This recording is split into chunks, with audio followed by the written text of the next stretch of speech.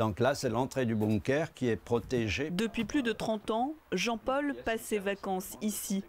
Des murs de plus de 3 mètres, un monde souterrain. Bienvenue dans un blocos de la Seconde Guerre mondiale. C'est une pièce où il y avait un canon qui balayait la plage. Construit par les Allemands à un poste stratégique, le bâtiment, à même la plage, offre un panorama unique sur l'île. Mais j'ai été séduit. Je ne sais pas ce qui m'a pris. Je me suis dit, mais c'est splendide ce truc. Le vent, ça soufflait, ça hurlait de partout. Comme celui de Jean-Paul et Johan, quelques 200 bunkers parsèment les côtes de l'île de Ré, mais la plupart sont abandonnés. Il reste encore tout un tas de défenses, de vestiges de défense côtière. Comme on peut voir sur la partie qui est un petit peu plus au sud, plusieurs bunkers sont effondrés et tombent de la dune.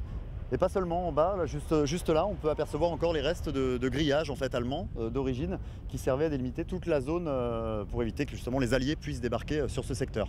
À quelques mètres de là, sur ce terrain militaire, gîte une ancienne base de l'armée allemande. Elle a abrité jusqu'à 400 soldats. Ici en fait vous avez des empreintes de bottes à clous. Alors on a des traces de semelles, pas partout. Donc le but c'était de faire une des batteries les plus puissantes qui soit entre la Charente-Maritime, en gros la Vendée, et l'estuaire de la Garonne et de la Gironde.